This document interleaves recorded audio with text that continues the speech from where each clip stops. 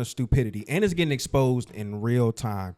So this past week, he said a few things that I'll just read right here. The movie industry is dying in America.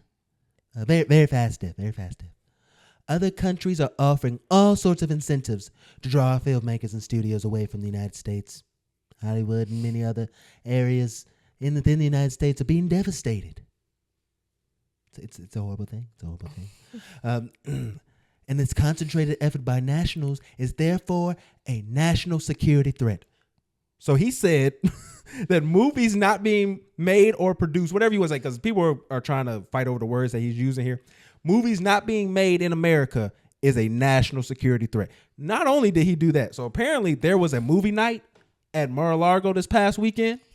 And I think this is where this stems from, because he also watched a movie, the Clint Eastwood movie about Escape from Auschwitz. Or not Auschwitz, what's the name? Alcatraz. Escape from Alcatraz. This nigga, the next day on Monday, I want to reopen Alcatraz. They had one person get out, but we got him. The sharks got him. But I want to make it better than that. No one's ever going to escape with Trump. Alcatraz is a museum. That confirms like what I think Trump be doing. He just be like coming across things and then trying to put it into effect in real life. And it's like, that's a movie for a reason. Like, it used to be a real place. Like, yeah, I know. But there's a reason why they got rid of it. It was too expensive. It didn't make sense to get people on a cruise to fucking a prison when you could just have them on the prisons on the mainland. Yeah. Like, and they still don't get out. And then it's scary to think about. Like, this man is literally making ideas of how we should run the government by having a weekend at Mar-a-Lago. Like a movie night at that. A movie night. And even this last thing, like it's so evident what this happened. So Trump has been the president of, we need to deregulate everything. Mm-hmm. We need to let people come up. But then he's just at Alabama before his little weekend getaway. And guess who he talks to?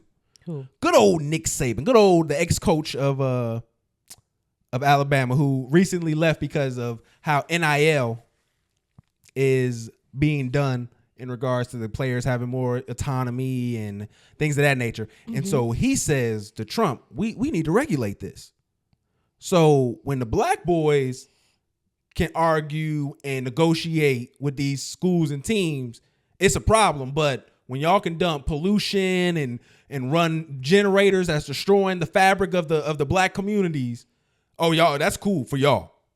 It's just insane to me that this just happens, and we're just supposed to sit there and say, oh no, Trump's not a racist, Trump's not a bad guy, Trump doesn't do X, Y, and Z, when it's just right there in our faces. Yeah, we've gotten examples time and time and time again. I feel like if you're saying that Trump is not a bad guy and Trump's not racist, then you just don't want to see it. Like, there's no proof that could be put in front of you that's going to change your mind at all. Your mind doesn't want to be changed. So I want to play a little bit from Fox News that's talking about this.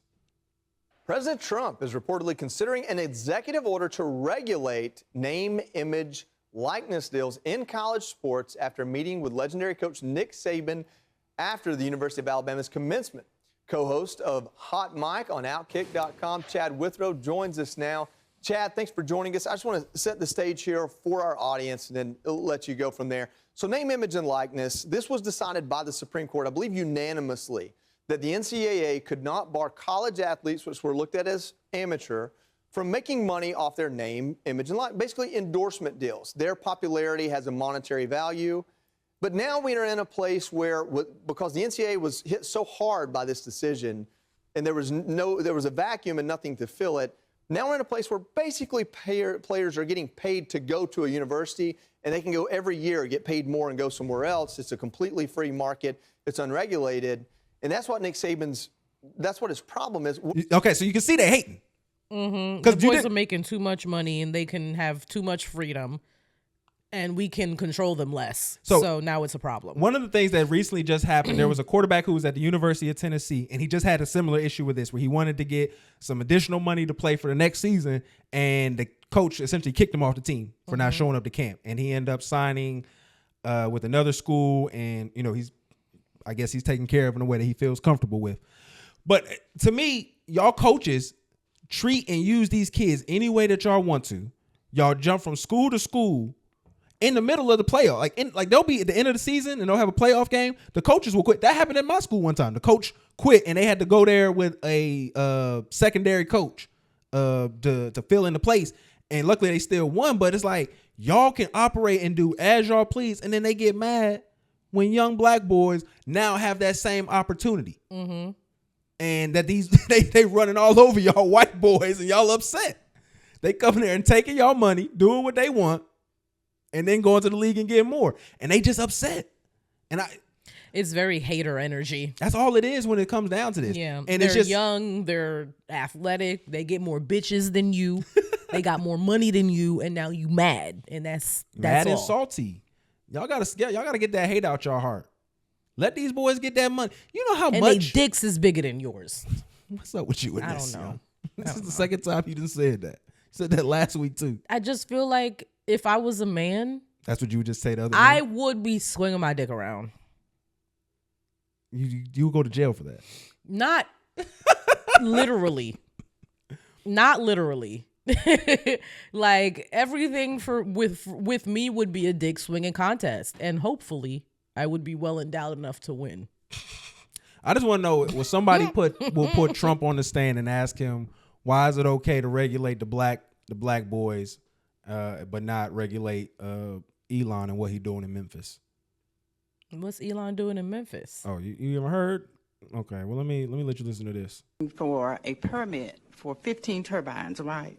If, and big if, they are given a permit for 15, will they need to come back to you for another permit? Yes. If they are given a permit, we have regulatory authority at that time over XAI. That means they will only be allowed to operate 15 turbines.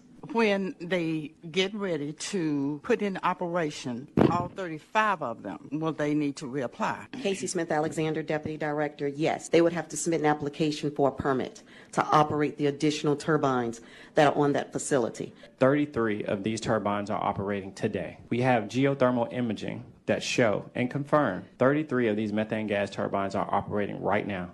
That is ridiculous. Do we have drones or a way to verify those 35 operational turbines? I'm not familiar with the resources available to the health department, but I'm happy to check. Because if that is the fact, and there are 35 are operating, they're asking for a permit for 15. I mean, it's just, that's fraud, isn't it? So we need to get on this in a different way. My understanding is that there are turbines that are in operation now, and they have not been permitted to do so. And so what is the process to shut them down until they are permitted? I'm going to defer to the health department and their process that's currently open. Okay, my understanding is that there should not be any turbines in operation as of today. However, it has been stated on record that there are turbines, 33 I believe, that are in operation today. And so my question is to come to the Deputy Director of the Health Department. Can you confirm or refute this, number one? Number two, what are you doing to shut them down until they have been permitted? And number three, can we file an injunction so that they are shut down until they are permitted? Commissioner Sugarman, I know Attorney Smith is coming up, but I don't see the health department person here now. She has no answers. And like I said, this is in Memphis, Tennessee, in a predominantly black neighborhood, and they're putting out these methane turbines. God knows what chemicals is being put into the air while they're doing it, and they're doing double the amount they're allowed to have. That's what I'm just saying. Like these things have to be talked about and exposed. Yeah, you're right. More than double. But I mean, it's just, that's crazy. When it comes to like what Trump regulates, it's not crazy because that's his man's, and of course, like that's not going to be regulated, and he's going to be able to do whatever the fuck he wants. But when it comes to like black boys making money, of course, we have to put our foot on their necks because they can't get too successful too young. No environmental harm happens when black niggas get money from football. Just so you know. Only to young women. Come on, dog. That's fucked up, young. Emotionally, environmentally, and physically. Football has, especially college male, and that's the ones without concussions. College football is already the ones with concussions. That's a whole nother book. A lot of them brothers. That's not even another page. Falsely that's another accused, book. though. A lot of them brothers was falsely accused, and a lot of them brothers were rightly accused. Also, too, I got this last clip right here. I want to show Trump is doing waste and abuse, and our girl Jasmine Crockett is on the case. So, Miss Graves, I want to play a game.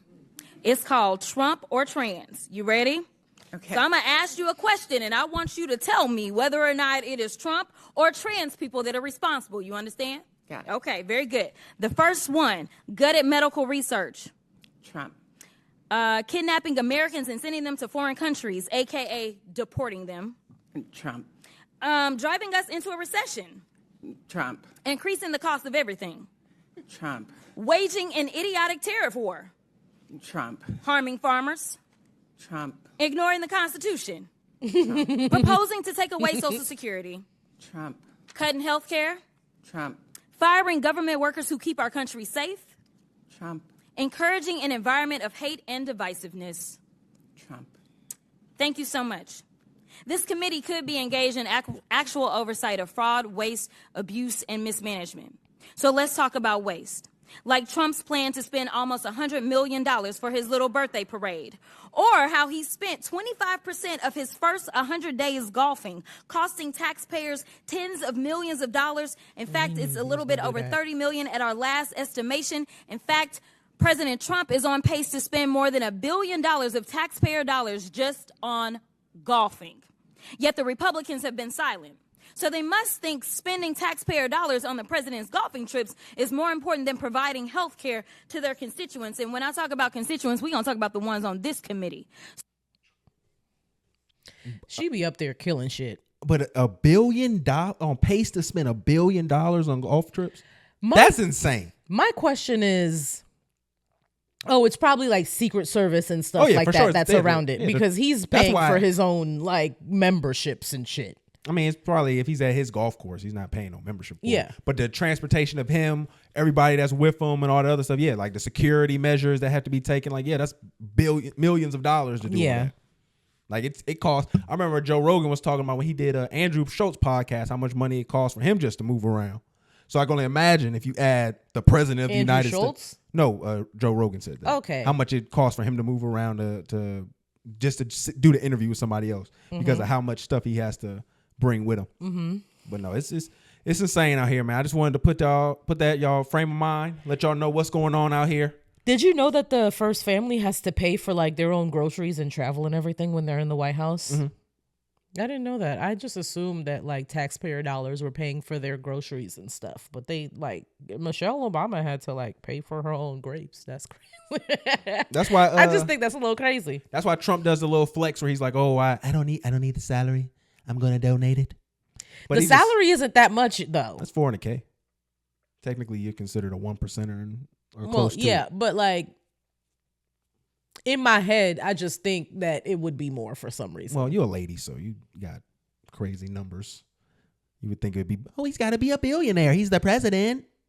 I didn't say billionaire at all. That's a wild amount of money.